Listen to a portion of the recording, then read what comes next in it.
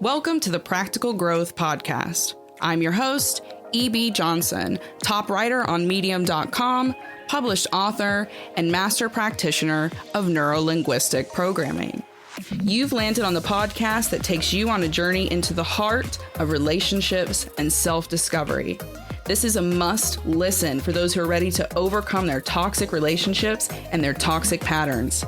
You can expect real talk, practical guidance, and raw and relatable guests that you'll be talking about for weeks. Let's get into it.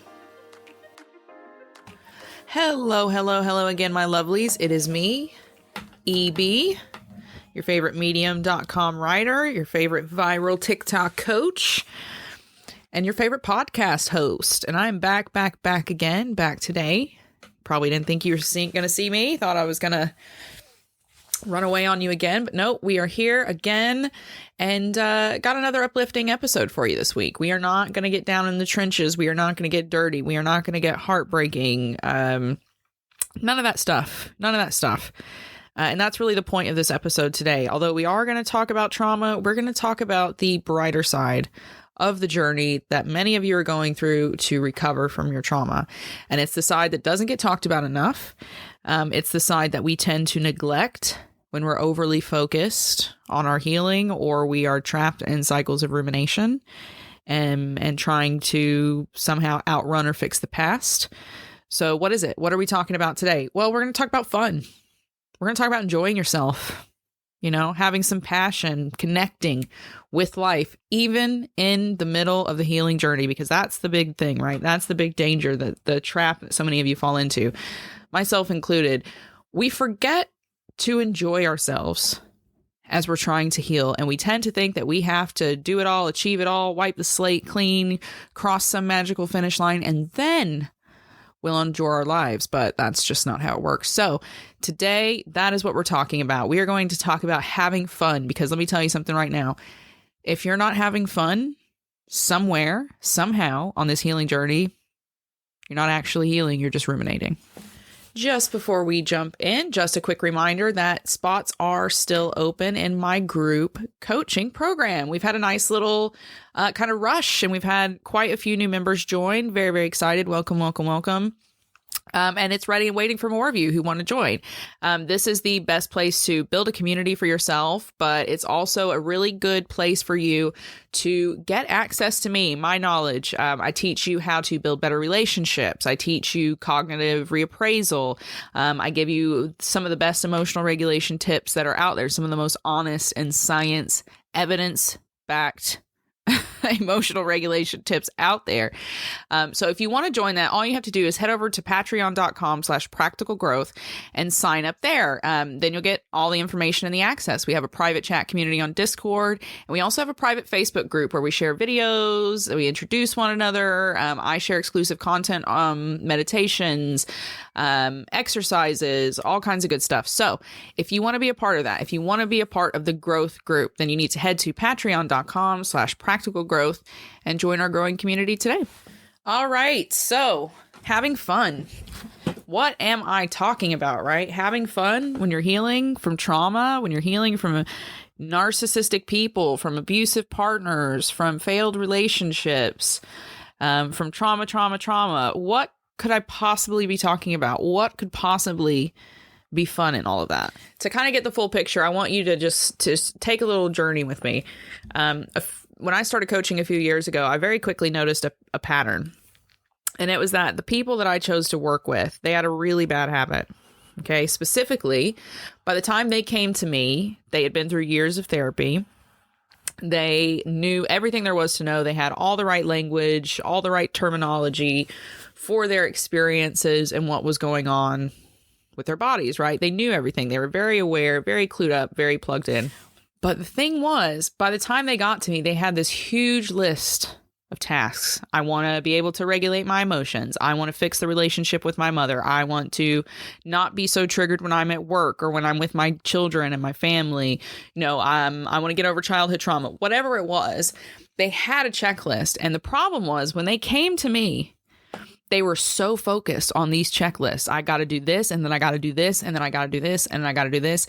And it was leading them into a form of dissociation. They thought that they were working on their trauma, but really they were kind of putting themselves in border collie mode and working to avoid actually feeling and living in the experience of the present moment, because that's pretty tough to do, right? So they were using these goals, these checklists, this search for self-improvement as a distraction, as a way to numb themselves. And they were missing the biggest point of it all, right? And the point is this. Ultimately, all of us engage in healing because we want to feel better. We want to enjoy our lives. We want to be able to have fun. But the trap is, so many people think, oh, well, I've got to completely recover myself. I've got to completely heal. I've got to completely control my triggers, or I have to be this perfect martyr before I deserve to have that life in which I'm just out there enjoying myself, in which I'm engaging with my passions, I'm meeting new people, I'm having new experiences. It's this slippery slope of believing that in order to be worthy of this life that you enjoy, you first have to accomplish X, Y, and Z and cross a specific finish line. And what have we said about finish lines on this show time again? They are absolute crap. They don't exist in healing and recovery. You have to be careful, because this search for self-improvement, this staring the devil in the face, as brave as it feels, as much as we're told to do that, there's a limit, right? There's a limit, and a balance is a must. And you've probably fallen into this trap. And if you haven't fallen into this trap, congratulations. This is your warning. Don't let yourself do it. Then you've probably seen someone, though, who has slipped into this. It becomes just an endless search, an endless hunger, obsession, addiction to self-improvement. And the thing is, your nervous system can get just as addicted to this kind of toxic state of self-critiquing and tearing down and rebuilding as it can the trauma that it experienced in the first place. Okay. It's very easy to fall prey to the idea that you have to keep making yourself better in order to be worthy of something, especially if you already came from a background in which you believe that you were unworthy because of your experiences. You see how you're just continuing the thing? If you're not having fun in your life right now, I don't care what's happened to you.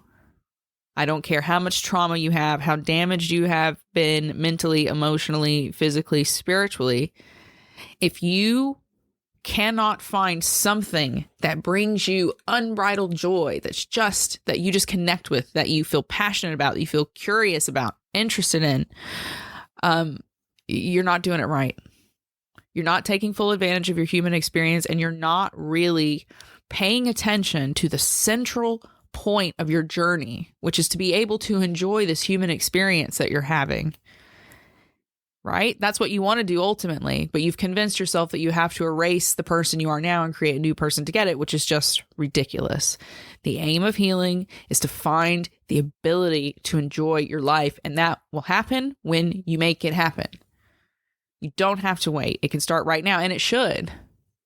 The more fun you can learn to have right now, the more you can learn to enjoy yourself, enjoy your body, enjoy your relationships, enjoy your experiences, your work, your trips you take, the people you're around, creating new memories, following those passions, easing your nervous system, those things that help you plug into the true beauty of life. If you're not doing it now, you're not doing it right, and it's time to change the way you view things. So there's going to be some of you quite skeptical, right? Be like, well, I'm having a terrible time and everything sucks and everything's bad, and there's no way I can have fun because I'm too stressed and I'm too miserable, and until I get my nervous system in a certain state, there's just no way I'm going to be able to enjoy anything. You need to understand that it's an interlinked system, okay? You need one in order to be able to do the other. You cannot heal your trauma if you just keep beating yourself over the head with negative thoughts, remembering negative experiences, putting yourself back in negative emotional states. You need that positivity. You need the boost, the break of having fun, of enjoying yourself,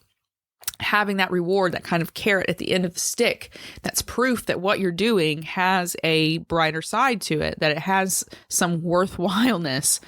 Okay? You are what you think. So if you spend all your time focusing on suffering, what do you think you're going to see more of, bring more of into your life? Align with more in people that you meet. Okay, there's a need for balance. Yes, we have to learn emotional regulation, neuroplasticity. We've got to face our trauma, confront our abusers, break cycles, face triggers, sit through things, sit with our emotions, feel them, cry, all of those things. Yes, they're valid. We have to do those. Shadow work's very important, but so is enjoying your life. So is celebrating every single little victory that you manage to score for yourself in this incredibly brutal world. Okay. Fun can be as powerful a medicine as anything else. And here's why. Number one, it helps you to make new memories. Okay. If you're someone like me, you've got quite a lot of, pretty nasty childhood memories you'd rather not have. Then having fun, enjoying yourself, creating a new life that you're passionate about. Even if you don't feel like you're there, you still get triggered by things. You still spend days in bed. You still, snap at people, or you haven't gotten your relationships quite right yet. You can still get out there, have fun, make new memories. The more happy memories you make, they'll begin to take up more emotional space in your databanks than all of that trauma that's years and years and years behind you. Okay. It's not that the memories of the bad stuff go away. They don't carry as much emotional weight when you start to fill up all that empty space in your life with happiness, with joy, with just a feeling of presence and belonging, and having a life that isn't something you have to hide from. Okay. Having fun helps you create positive emotional experiences. And ultimately, that's what you're trying to do, right? You're trying to overcome the negative emotional experiences. So the more positive ones you have, the better it goes. Make positive, fun, enjoyable memories for yourself and with people you love. Number two, having fun, getting out there, enjoying yourself, not for any purpose other than enjoying yourself. Okay. You're not producing anything. You're just enjoying yourself. It helps you to break the cycle. And here's what I mean.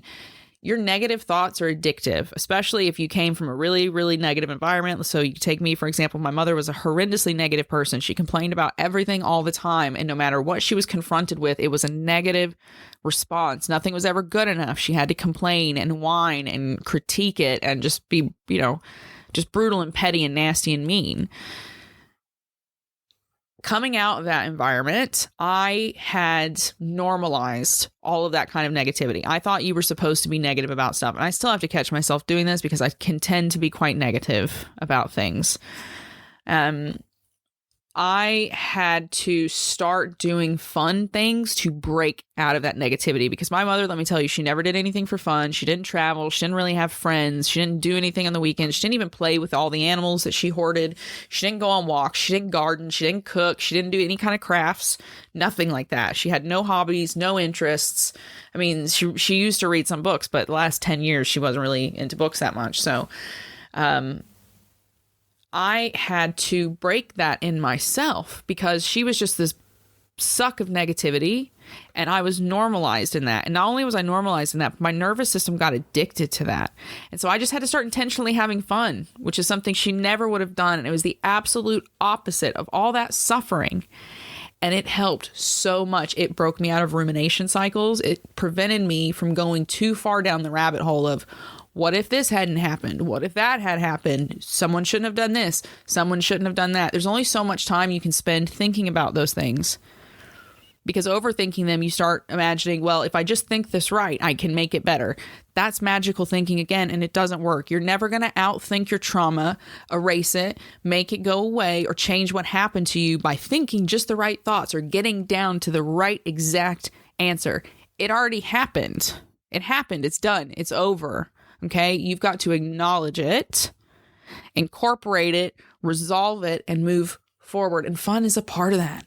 Fun is a part of that. If you spend all day just circling the drain, you're going to go down it. Okay, so fun helps us to break that cycle and remember that there's still good stuff ahead of us. We don't have to get swallowed up by the past. Number 3, learning to have fun can actually ease your nervous system. It can ease your nervous system. We talk a lot about your nervous system and specifically how trauma damages it and then creates all the problems that spin into anxiety and warped beliefs and bad behaviors and reactions and yada, yada, yada, right? We've talked about that to death. When you have fun, when you enjoy yourself, you're giving your nervous system a break. You're taking your foot off the pedal for a little bit and just allowing it to slow down. Ease up, be in the present moment, and not be constantly on high alert, recovering, recycling through all the stuff that happened in the past, which is a much healthier way to live because your nervous system needs a break. It's not a fathomless, bottomless machine that can keep going for thousands and thousands and thousands of hours and no break. It needs a break. More than just your 8 hours of sleep.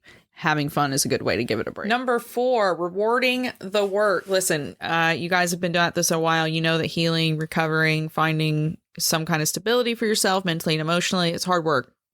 It's hard work. You got to take deep dives you don't want to take. You got to look at things you don't want to look at. It's painful. You got to reopen some wounds so you can close others. It's a nightmare. Okay. In some way, everything that you knew kind of has to be reshaped or reformed or completely destroyed and tossed aside. We basically have to blow up our entire lives. You can't just keep doing that, and then hope that one day the sun is shining and everything's magically great. What is the point in all that work if you're not rewarding yourself, if you're not reminding yourself what you're doing all the hard work for? It's just nuts. So when you have fun, when you enjoy yourself, when you re-engage with passion, when you meet new people, have new experiences, you're rewarding yourself. You can think of it like positive reinforcement a little bit. It's like, look, you did this really terrible emotional thing that messed you up for a couple weeks. Here's a cake. You know, you reward yourself so that you teach your nervous system little by little that what it's doing is right and that you're grateful for it. And that everything is eventually going to be better. And here's the proof in the pudding. And last but not least, the 5th reason that having fun, having that enjoyment is so important when you are healing mentally and emotionally is because it creates new possibilities. Right? It opens new doors. It makes you look at things differently and remember things that you may not necessarily have thought of. You might think that you have to achieve specific goals and then another goal and then another goal and then another goal in order to reward yourself. But that's just like an outdated way to think, and it doesn't really boost your journey or give you the motivations, the appropriate motivations for you to continue kind of rolling that ball uphill long term.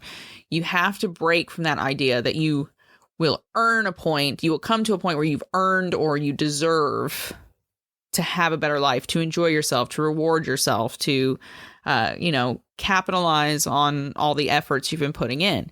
Celebrating yourself in the moment because it feels good and you have a right to. It's good for your mind and your body.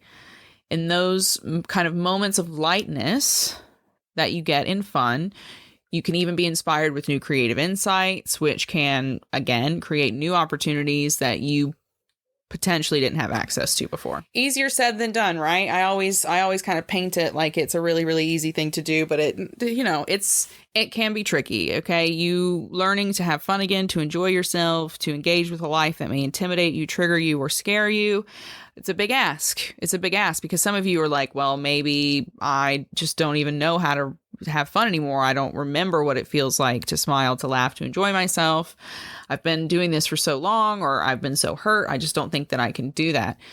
You can do anything that you want to do, that you are determined enough to do, that you chip away at, that you hold the space for. And I'm going to teach you. You can do it.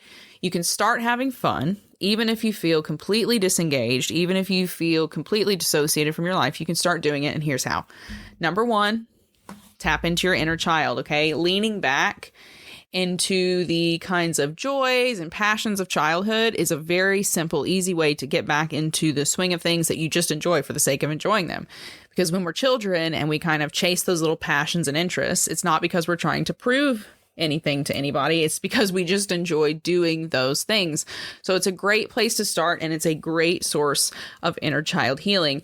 Number 2, follow your adult interests and hobbies. What do you love to do? What makes you feel curious about yourself, about your life, about the world around you? What makes you ask questions or look for answers or start kind of going on that hungry chase to learn more? These things can be a spark and a very powerful light that leads us closer to more fun and experience-filled lives. And number 3, know what you deserve. Okay, allowing ourselves to have fun on the trauma journey. It's a lot. It's another goal that you kind of have to look for.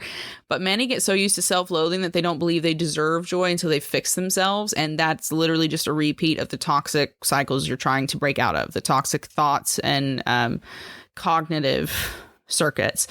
So you don't have to do that. You don't have to fall into this belief that you have to be fixed, that you have to reach a certain point of worth before you can have the love, before you can have the family, before you can have the big career or the nice house or the nice things or the dream trip, whatever it is. You don't have to do that. If you just stopped if you never read another self-improvement book after today, you never listened to me again, you never watched another video, read another article, that would be fine. You would still be worthy of enjoying your life. So engage in that inner child play, and start having fun. Get back plugged into the things that you just like to do for you, not for anyone else. This isn't about producing for others. It's about connecting with yourself in the present moment and remembering that there is light to life. So this is your call to action. This is it. I cannot lay it out any plainer than I have laid it out for you. Okay. Are you going to make space in this journey to enjoy yourself, to plug back in, to just like your life, the people that are in it, to experience them without the aim of achieving some self-improvement goal? Because that's what I want for you, and that's what you need to set for yourself. You need to take time every single week to close the books, turn off TikTok, flip off Medium, flip off Instagram, wherever it is that you get your healing advice from. Don't watch my stuff. Don't read my stuff. Don't listen to these podcasts. Okay? Just go out, have fun. Go play with your kids. Go play with your grandkids. Do something that you haven't done since you were 10 years old. There's a good goal. What did you like doing when you were 10 years old? I'm dead serious. I don't care if you're 60 or 70 years old listening to this now. What did you like doing when you were 10 years old? Just for fun. Go and try that. Go and try that. Get started. Just remember to enjoy yourself so that you have something real to look forward to motivate you, to keep pushing you to do better, and to get over the emotional hurdles that might still be ahead for you. Because that's the aim. And so many of us get so lost in the tangle of trauma that we forget that that's the whole goal in the first place. So this is your reminder to enjoy yourself and to enjoy your life. Now, if you enjoyed this podcast, I would be eternally grateful if you would go to Apple Podcasts and leave a 5-star review. 5-star reviews don't just help me, they help people find this podcast. People like you that have the same interests, that have the same fears, concerns, questions. Help them find this podcast by leaving a 5-star review for me on Apple Podcasts. Forever grateful for those who do. I know it takes a minute of your time, and that means the world to me. For everyone else, I hope you also enjoyed this episode. I hope you got something from it. And most importantly, I hope you go out this weekend and you have some fun, just innocent, harmless, good old-fashioned fun, separate from your trauma. And remember that this life is worth living and you are worth having all that is good, all that is beautiful, and all that feels nice. Okay? Just remember to feel nice. It's okay. It's okay. That's the goal. Thank you so much for listening. Thank you so much. Until next time, keep your heads up and keep your eyes on the stars. Keep moving forward. Bye-bye.